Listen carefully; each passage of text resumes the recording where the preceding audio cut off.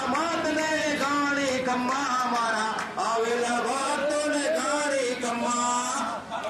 ભક્તિ છે પ્રકૃતિની શક્તિ છે આસાની છે આ પરિક્રમા કમ્મા કમ્મા કમ્મા માને ગાણી કમ્મા નર્મદા માતને ગાણી કમ્મા નર્મદા માતને ગાણી કમ્મા મારા આવેલા ભક્તોને ગાણી કમ્મા વાહ ભાઈ વાહ આજે તો અહીંયા નર્મદા મૈયાના સાનિધ્યમાં આવીને એવું લાગે છે કે જાણે જીવ ને શિવ એક થઈ ગયા હોય બોલો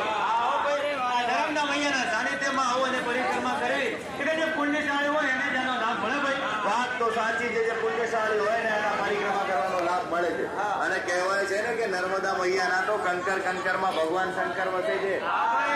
એટલે જ તો હું અહીંયા ઉત્તર વાહિની પરિક્રમા કરવા માટે આવ્યો છું વાત તો સાચી છે પણ તમે મને એમ કહો કે આ પરિક્રમાનો ઉત્તર વાહિની પરિક્રમા કેમ કહે છે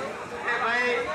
અરે હું અહીંયા સોશિયલ મીડિયામાંથી રીલ જોઈને નથી આવ્યો એટલી પણ ખબર ના હોય આ રામપુરાથી તિલકવાડા સુધીનો જે નર્મદા મૈયાનો પ્રવાહ છે ઉત્તર દિશામાં હોય